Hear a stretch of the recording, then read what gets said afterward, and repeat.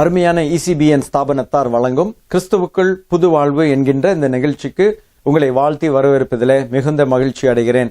ஆண்டவரோடு நான் உங்களை சந்திப்பது மிகுந்த மகிழ்ச்சி. ஆண்டவர் உங்களை அதிகமாய் ஆசீர்வதிப்பாராக. இந்த நாளினுடைய தலைப்பு ரட்சிப்பு கர்த்தருடையது. ரட்சிப்புனா மீட்பு, ரட்சிப்புனா விடுதலை. ரட்சிப்பு என்று சொன்னால் நம்ம நிலைமையிலிருந்து நம்மை தூக்கி விடுவது. இந்த ரட்சிப்பு கர்த்தருடையது அப்படின்றதை சங்கீதம் 3வது அதிகாரத்திலே நாம் பார்க்கிறோம். இந்த பதிவில் நாம் இந்த வசனங்களை இன்னும் ஆழமாக தியானிக்க ஆண்டவர் நமக்கு கிருபை செய்வாராக.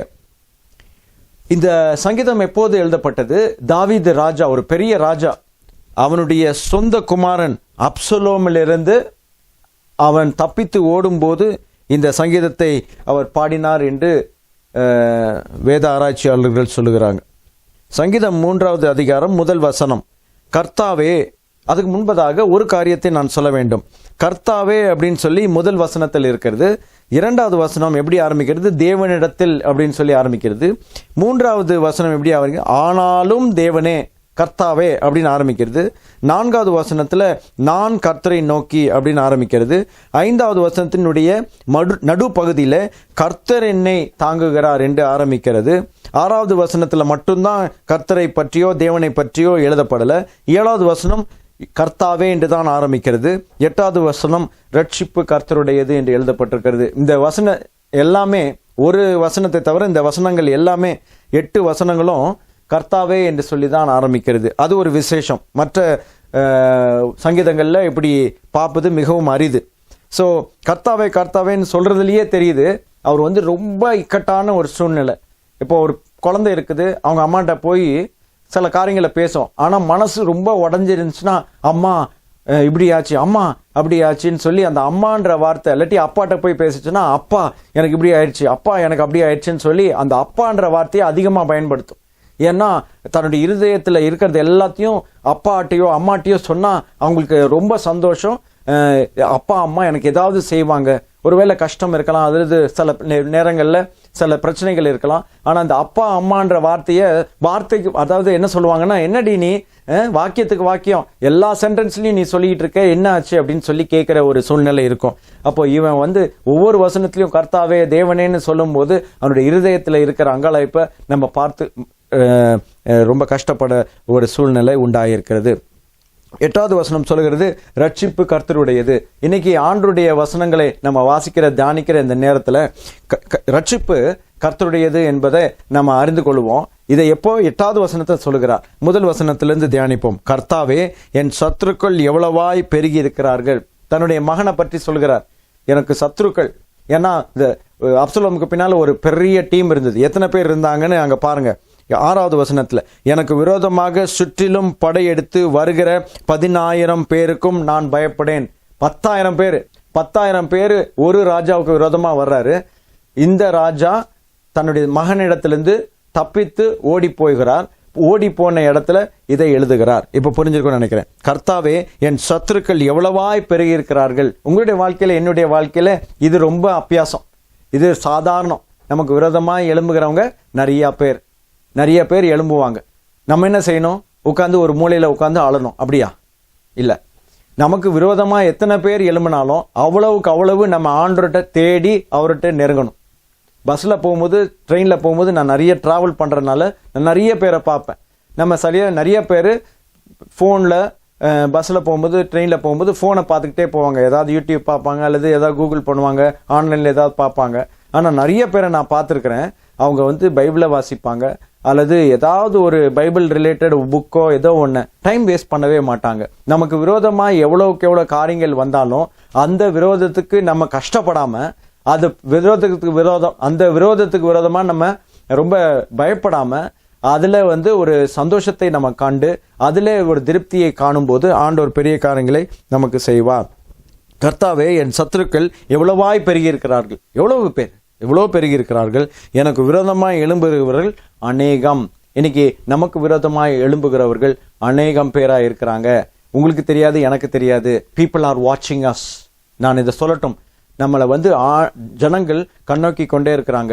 இவங்க யாரு, இவங்க என்ன பண்ண போறாங்க, இவங்க எப்படிப்பட்டவங்க, இவங்க குணாதிசயம் என்ன, இவங்களுடைய பின்னணி என்ன, இவங்களுடைய எதிர்காலம் என்ன, ஜனங்கள் வந்து எப்போதும் நமக்கு விரோதமாக பேசிக்கொண்டும் கங்கணம் கட்டி கொண்டுமே இருக்கிறாங்க.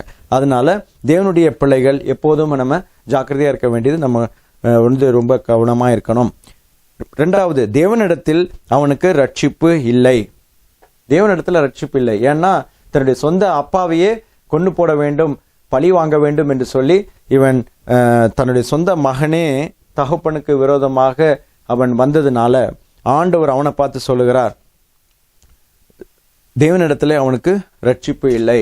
நம்ம மனசு ஆண்டவரத்துல திரும்பும் போது தான் நமக்கு ரட்சிப்பு. உண்மையா ஆண்டவர் நம்மை பாதுகாப்பார். எப்போன்னா ஆண்டவர்கிட்ட நம்முடைய இருதயம் நேராக இருக்கும்போது தான் அந்த காரியத்துல நன்மைகள் நடக்கும்.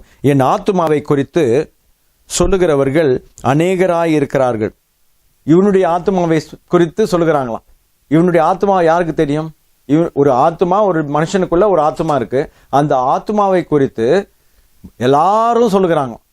அப்போ எப்படிப்பட்ட ஒரு சூழ்நிலையில அந்த காலத்திலேயே அவங்க வாழ்ந்துருக்காங்க பாருங்க. இந்த காலத்திலயும் நம்முடைய ஆத்மாவை குறித்து அவங்கள பற்றி தெரியும். அவங்க சரியில்லை, அவங்களுடைய குணம் சரியில்லை, அவங்கள பற்றி உனக்கு ஒன்றும் தெரியாது, இப்படி பேசுகிறவங்க அதிகமா இருந்தாலும் 3வது வசனத்தை சொல்ல, ஆனாலும் கர்த்தாவே, இவ்வளோ பேர் எனக்கு விரோதமா சொல்றாங்க, இவ்வளோ பேர் எனக்கு எதிராக வர்றாங்க, ஆனாலும் கர்த்தாவே நீர் என் கேடகமும். கேடகம்னா என்ன? ஷீல்டு. மற்றவங்க பேசும்போது ஒரு கேடகத்தை போல ஒரு ஷீல்டுன்னு சொல்லுவாங்க. இந்த கையில இப்படி பிடிச்சிருப்பாங்க. யாராவது அம்பு விட்டாங்கன்னா இப்படி தடுப்பாங்க, அல்லது யாராவது அந்த காலத்துல ஏதாவது ஈட்டியை கொடுத்தாங்கன்னா ஈட்டியை தடுப்பாங்க. அப்போ ஆண்டவர் தான் நமக்கு கேடகம். நம்மளை வந்து தடுத்து நிறுத்துகிறவர் ஆண்டவர். நீங்களும் நானும் ஒன்றும் செய்ய முடியாது. நம்ம என்ன பண்றோம்? மற்றவங்க நமக்கு விரோதமா வந்தா நம்ம ஆண்டவர்கிட்ட போறோம். ஆண்டவர் நமக்கு கேடகமா இருக்கிறார். இல்ல, என் பிள்ளைய தொடாத, இந்த குடும்பத்தை தொடாத, இந்த பிள்ளைங்களை தொடாத, இந்த என்னுடைய பேரப்பிள்ளைய தொடாத அப்படின்னு சொல்லி உங்களுடைய குடும்பத்துக்கு விரோதமாக கேடகமாக இருக்கிறார். அது மட்டும் அல்லாம என் மகிமையும் என் தலையை உயர்த்துகிறோமா இருக்கிறீர். இவனுக்கு தலை நிமிரவே முடியாத ஒரு சூழ்நிலை. மகனே இப்படி பண்றானே. அப்ப அப்படிப்பட்ட சூழ்நிலையில என் மகிமையும், அவனுக்கு மகிமை போயிடுச்சு. ஒரு ராஜா ஓடி போய் ஒளிஞ்சு போறாருன்னா ஒரு மகிமை இருக்குமா? ஒரு மரியாதை இருக்குமா? இருக்கவே இருக்காது. he lost his respect with his own son. அப்போ நாட்டில் உள்ளவங்க எப்படி அவனை வந்து மரியாதை கொடுப்பாங்க? யோசித்து பாருங்க. அப்போ நாட்டில் உள்ளவங்க அவனுக்கு விரோதமா மரியாதை கொடுக்க முடியாத ஒரு சூழ்நிலை இருந்தது. ஆனா தாவீது சொல்கிறார், நீர் என் கேடகமும் என் மகிமையும் என் தலையை உயர்த்துகிறோமா இருக்கிறீர். என் கேடகம் அப்படின்னு சொன்னா அந்த கேடகத்தை வந்து நம்ம ஆண்டவர் வந்து பிடிச்சிருக்கிறார், நமக்கு விரோதமாக பிடிச்சிருக்கிறார். அப்ப நமக்கு விரோதமாக பிடிச்சிருக்கணும்னா நம்ம எவ்வளவுக்கு எவ்வளவு ஆண்டவருக்கு உண்மை உள்ளவர்களாக இருக்கணும், ஆண்டவருக்கு எவ்வளவு நெருங்கி இருக்கணும். நம் சார்பில் ஆண்டவர் சண்டை போடுகிறார் என்று சொன்னால், போர் இடுகிறார் என்று சொன்னால், நம்ம ஆண்டவருக்கு எவ்வளவு உண்மை உள்ளவர்களா இருக்கணும். ஆண்டவர் வந்து நம்ம மேல ஒரு பற்றுதல் உள்ளவரா இருக்கணும்.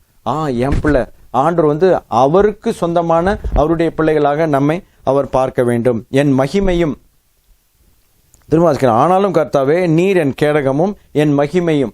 அவன் தன்னுடைய மரியாதையை இழந்து போயிட்டான்.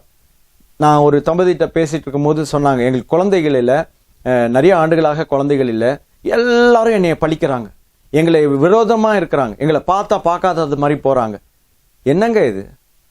மனுஷ தன்மையே இல்லாம போயிடுச்சு.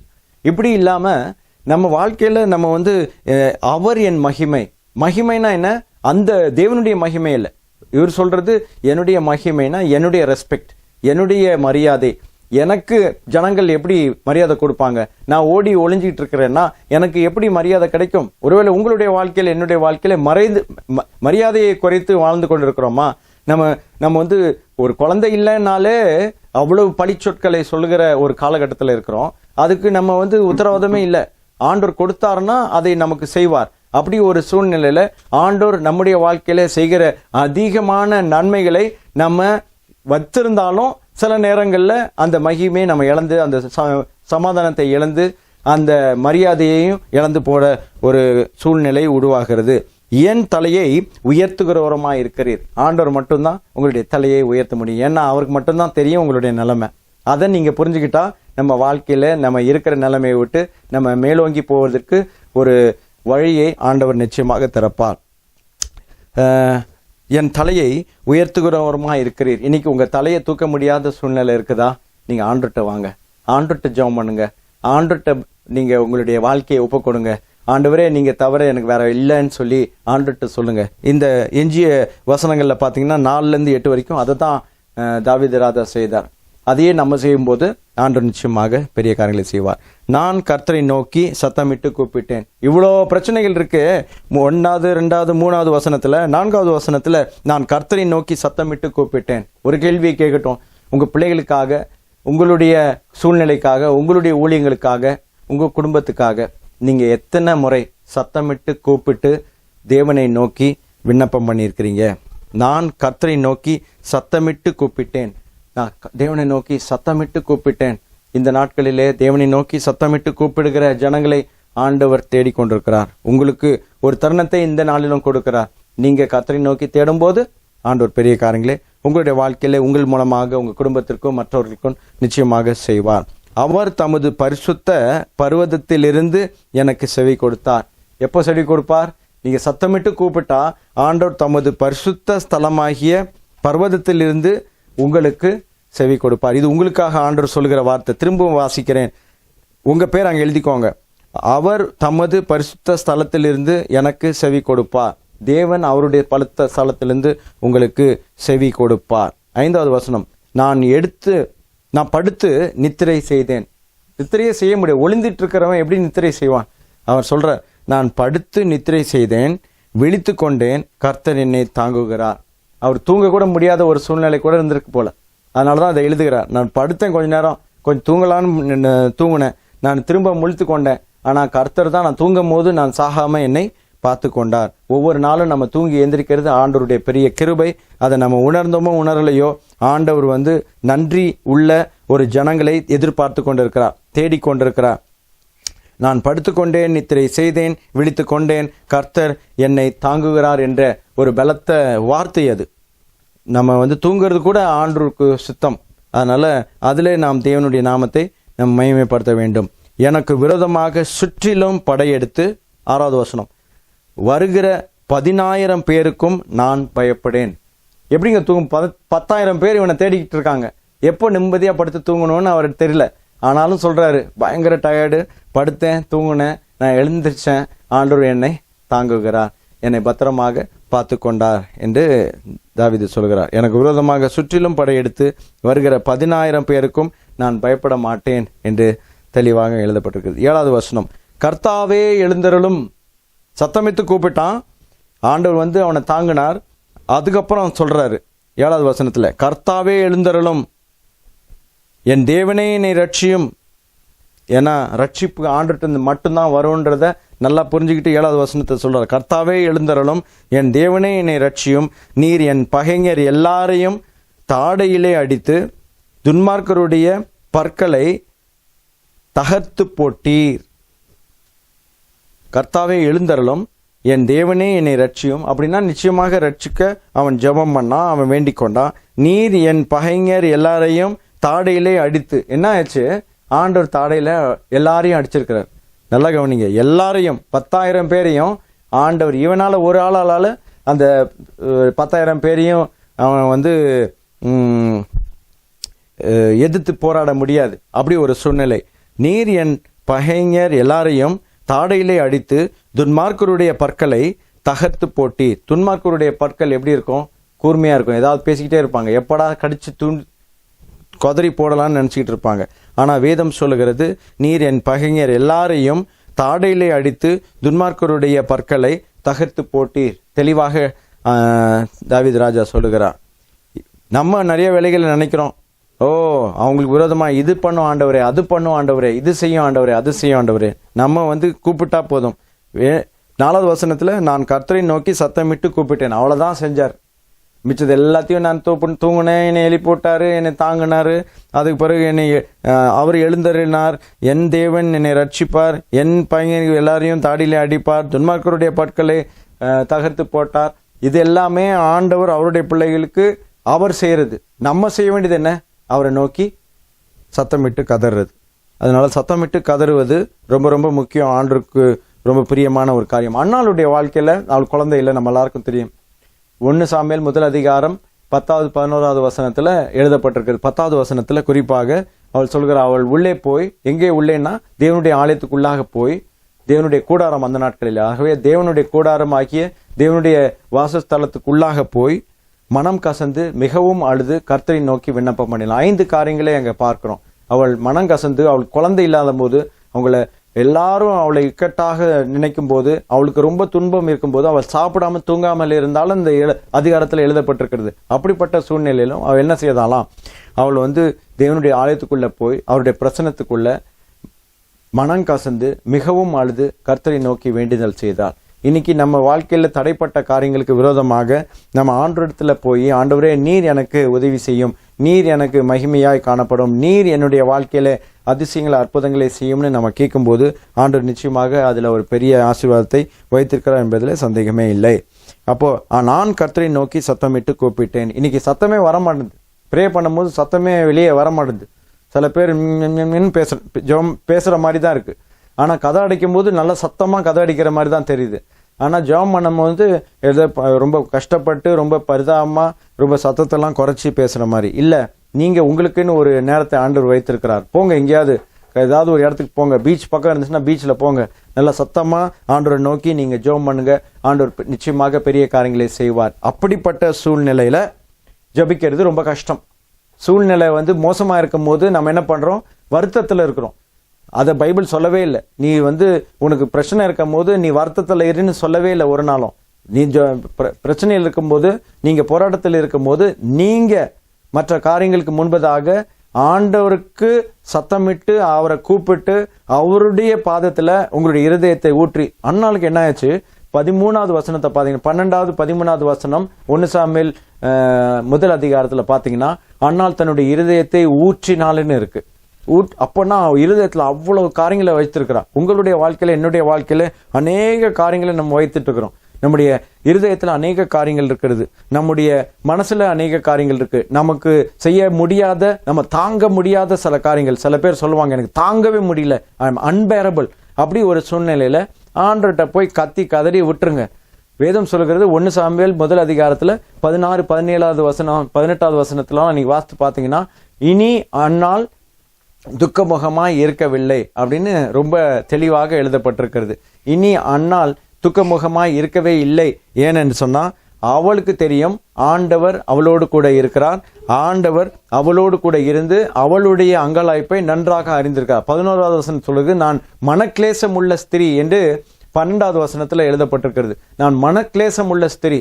உங்களுடைய இக்கட்ல, உங்களுடைய பயங்கரமான மோசமான சூழ்நிலையில, உங்களுக்கு கஷ்டமான ரொம்ப ரொம்ப உங்களுக்கு வேதனை உள்ள சூழ்நிலையில நீங்க கர்த்தரை நோக்கி நீங்க சத்தமிட்டு கூப்பிட்டு பாருங்க. ஆண்டவர் உங்களுக்கு நிச்சயமாக உதவி செய்வார். கடைசி வசனத்துல தான் இந்த தலைப்பினுடைய காரியங்களை நாம் பார்க்கிறோம். ரட்சிப்பு கர்த்தருடையது. ரட்சிப்புனா என்ன? என்னை மீட்கிறது கர்த்தருடையது. உங்களுடைய சூழ்நிலையிலிருந்து விடுவிக்கிறது கர்த்தருடைய பொறுப்பு. உங்களுக்கு விடுதலையை கொடுக்கிறது மட்டுமல்ல, சமாதானத்தை, சந்தோஷத்தை கொடுக்கிறது கர்த்தருடைய இயல்பு. ரட்சிப்பு கர்த்தருடையது. நம்ம ரட்சிக்கணும்னு நினைச்சோம்னா அது முடியாது. ஆனா ஆண்டவர் ரட்சிக்கணும்னு நினைச்சாருன்னா, ஆண்டவர் உங்களுடைய வாழ்க்கையை காப்பாற்றணும்னு நினைக்கும் போது அது நிச்சயமாக ஆண்டவர் உங்களுக்காக செய்வார். யாத்ராமம் 14வது அதிகாரம் 14வது வசனம் என்ன சொல்லுகிறது? கர்த்தர் உங்களுக்காக யுத்தம் பண்ணுவார், நீங்க சும்மா இருப்பீங்க. நீங்க சும்மா இருங்க. நிறைய வேளைகள்ல நம்ம கஷ்டப்படுறோம், வேதனைப்படுறோம், நம்ம அங்கலாய்க்கிறோம், நம்ம என்ன பண்றதுன்னு தெரியாம தாங்க முடியாத சூழ்நிலை, அழுது கொண்டே இருக்கிறோம், துக்கப்படுறோம், சாப்பாடு சாப்பிடாம இருக்கிறோம். அப்படிப்பட்ட சூழ்நிலையெல்லாம் நம்ம எடுத்து போட்டுட்டு ரட்சிப்பு கர்த்தருடையது என்பதை அறிந்து நம்ம வாழும்போது நிச்சயமாக அதுதான் உண்மை, அதுதான் நடக்கும். தேவனுடைய ஆசீர்வாதம் உம்முடைய ஜனத்தின் மேல் இருப்பதாக. கடைசியாக சொல்கிறார் 8வது வசனத்தினுடைய கடைசி பகுதியில், தேவரீருடைய ஆசீர்வாதம் உம்முடைய ஜனத்தின் மேல் இருப்பதாக. அது ஒரு எம்பாட்டிக் ஸ்டேட்மெண்ட்னு சொல்லலாம், ஒரு உறுதிமொழி. அது கெஞ்சி கேட்கறது இல்லை. உம்முடைய ஜனங்களுடைய ரட்சிப்பு உம்முடைய கையில் இருக்கிறது. உம்முடைய ஜனங்களுடைய ஆசீர்வாதம் உம்முடைய கரத்திலிருந்து உம்முடைய ஜனங்களுக்கு வரும். இதுதான் உண்மை.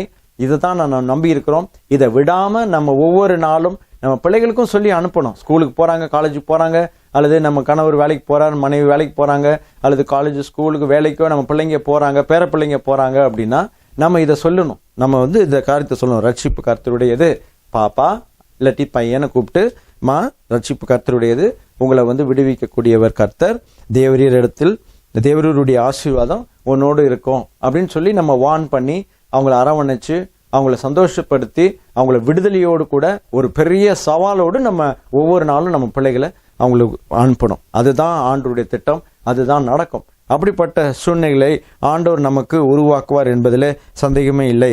ஒருவேளை நமக்கு விரோதமாக ஒரு மகனா இருக்கலாம், அல்லது மகளா இருக்கலாம், அல்லது மற்றவங்களுக்கு தெரிஞ்சவங்களா இருக்கலாம், ஃப்ரெண்ட்ஸா இருக்கலாம், அல்லது நமக்கு ரொம்ப நெருங்கினவங்களா இருக்கலாம், ரிலேட்டிவா இருக்கலாம், யாரு சொந்தக்காரங்களா யாரு எப்படி இருந்தாலும் பரவாயில்ல.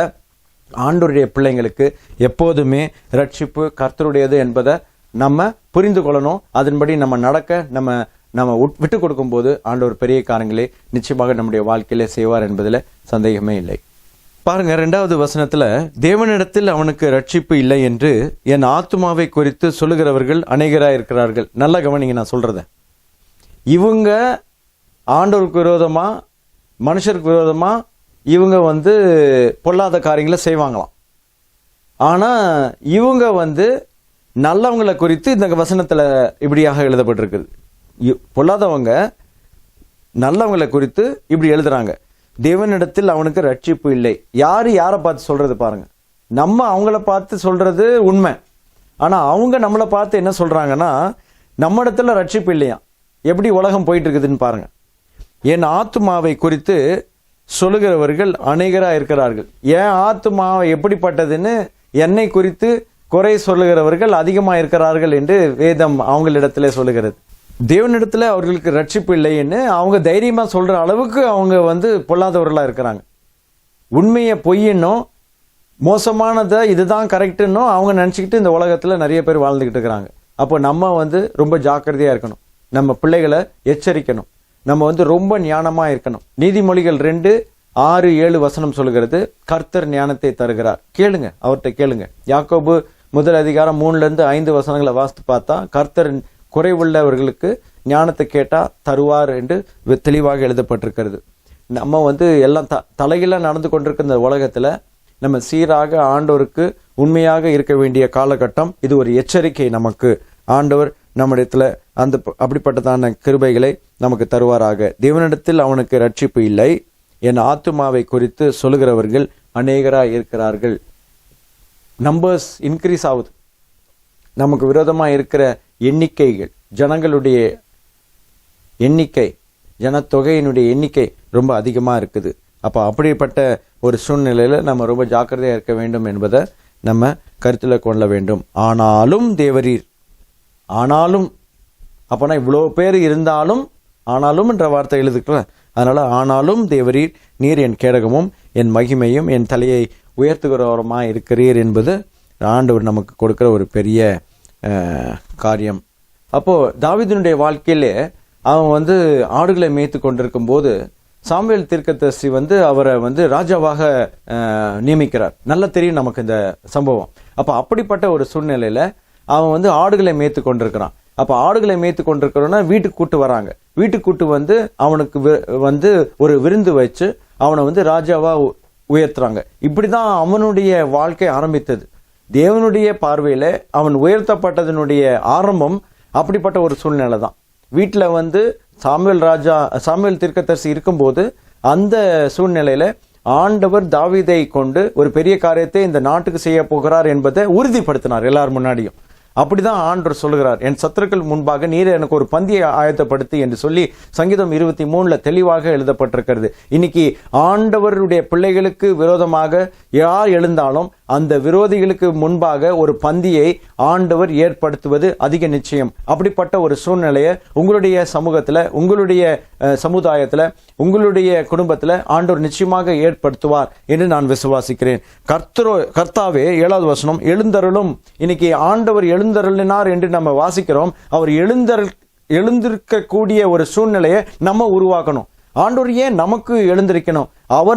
அவர் எழுந்திருக்கிறதுக்கு ஒரு வைராக்கியம் கொள்ள வேண்டும். நமக்கு ஆண்டவர் உதவி செய்ய அவர் எழுந்திருப்பார் என்று சொன்னால் ஆண்டவர் அதுல ஒரு வைராக்கியத்தை அவர் காண வேண்டும். நான் என்னுடைய பிள்ளைக்காக நான் யுத்தம் பண்ணுவேன், என்னுடைய பிள்ளை உண்மை உள்ளவள், என்னுடைய பிள்ளை உண்மை உள்ளவன், என்னுடைய பிள்ளைக்காக நான் போராடுவேன் என்ற ஒரு பெரிய நோக்கத்தோடு ஆண்டவர் செயல்பட நம்ம ஒத்துழைக்க வேண்டும். ஆண்டவருக்காக நம்ம செய்ய வேண்டிய காரியங்களை செய்ய வேண்டும். 7வது வசனம், என் தேவனே என்னை ரட்சியும். திரும்ப சொல்றாரு, என் தேவனே என்னை ரட்சியும். ஏன்னா ரட்சிப்பு உம்முடையது. அவங்கெல்லாம் நினைச்சிருக்காங்க இந்த ஆளுக்கு ரட்சிப்பே இல்லை, இவன் மாட்டினா இவன் காலி, இவனுடைய எதிர்காலமே இல்லை, இவனுடைய குடும்பம் போச்சு, இவனுக்கு தலைமுறையே உருவாகாது அப்படின்னு ஜனங்கள் நினைச்சு கொண்டிருக்கிறாங்க. ஆனா ஆண்டவர் சொல்றார், கர்த்தாவே எழுந்தருளும், என் தேவனே என்னை ரட்சியும். இன்னைக்கு ஆண்டவர் நம்மை பார்த்து சொல்லுகிறார், நான் எழுந்திருப்பேன் உனக்காக, நான் உனக்கு ரட்சிப்பை கொடுப்பேன். நீர் என் பகைஞர் எல்லாரையும் தாடையிலே அடித்து துன்மார்க்கருடைய பற்களை தகர்த்து போட்டீர். அப்படி பேசினவங்களுடைய பற்களை தகர்த்து போட்டீர். ஆண்டருடைய பிள்ளைகளுக்கு விரோதமாக சொற்கள் எழும்பும் போது ஆண்டவர் வைராக்கியம் கொள்ளுவார்.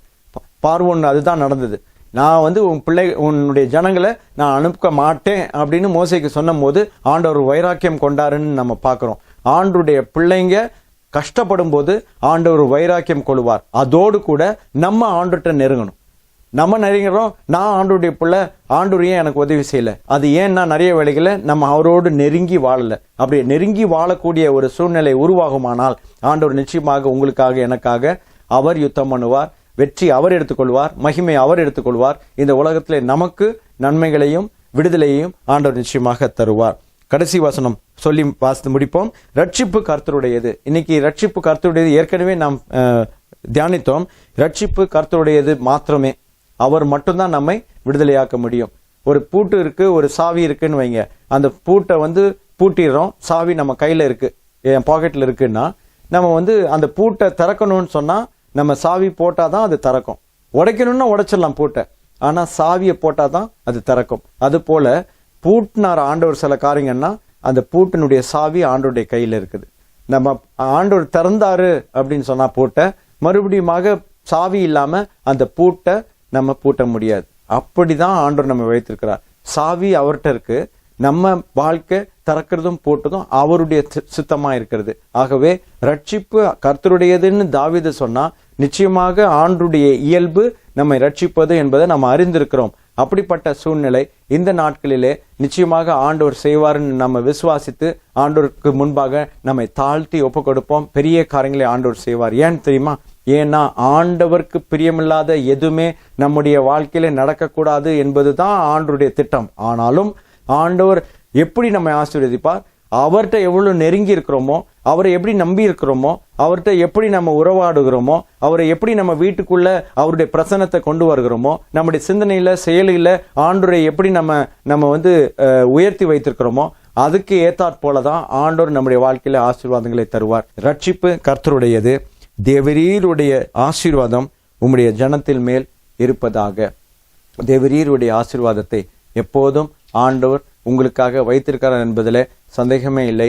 அப்படிப்பட்ட ஒரு வாழ்க்கை, அப்படிப்பட்ட கஷ்டமான சூழ்நிலையிலும் ஆண்டவரை எப்படியாவது தேடணும், அவருக்கு உண்மையா இருக்கணும் என்று நீங்கள் எடுக்கிற தீர்மானத்தில் நீங்கள் உறுதியா இருக்கும்படி ஆண்டவர் உங்களுக்கு உதவி செய்வார் என்று நான் நிச்சயமாக நம்புகிறேன். ஆண்டவர் உங்களை ஆசீர்வதிப்பாராக. நாம் ஜெபித்து முடிக்கலாம்.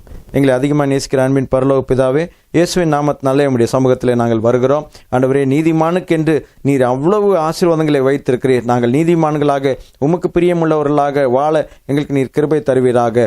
கர்த்தாவே, நீர் என் கேடகமும் என் மகிமையும் என் தலையை உயர்த்துகிறமா இருக்கிறீர் என்று இந்த 3வது வசனத்தில் நாங்கள் வாசித்தோமே, அப்படியே ஆண்டவரே நீர் நன்மைகளை தந்து ஆண்டவரே ஜீவனை கொடுத்து எங்களை ரட்சிக்கிற உம்முடைய மேலான கிருபைக்காக உமக்கு நாங்கள் நன்றி செலுத்துகிறோம். நீர் மகிமையுள்ள தேவன், நீர் அப்படியே செய்வீர், நாங்கள் விசுவாசிக்கிறோம். ஆண்டவரே, எங்களுக்கு விரோதமாக என்ன சூழ்நிலை, என்ன சூழ்ச்சிகள், என்ன சுற்றி எப்படிப்பட்ட காரியங்கள் இருந்தாலும், ஆண்டவரே எவ்வளவு பேர் இருந்தாலும், ஆண்டவரே நீர் எங்களுக்காக யுத்தம் பண்ணுகிற தேவன். நாங்கள் ஆண்டவரே சும்மா இருந்து உம்முடைய மகிமையை காண்போம் என்ற இந்த நிச்சயத்தோடு எங்களுக்கு அனுப்புறீர். ரட்சிப்பு தேவரீர் உம்முடையது என்பதை நாங்கள் அறிந்து அறிக்கையிட்டு உமக்கு நன்றி செலுத்துகிறோம். இந்த பதிவின் மூலமாக இந்த ஆசீர்வாத வார்த்தைகளை கேட்ட உம்முடைய பிள்ளைகளே நீர் ஆசீர்வதியும். துதிகனம் உமக்கே செலுத்தி இயேசு ரட்சகர் மூலம் ஜெபிக்கிறோம் எங்கள் ஜீவனுள்ள நல்ல பிதாவே. ஆமென். God bless you.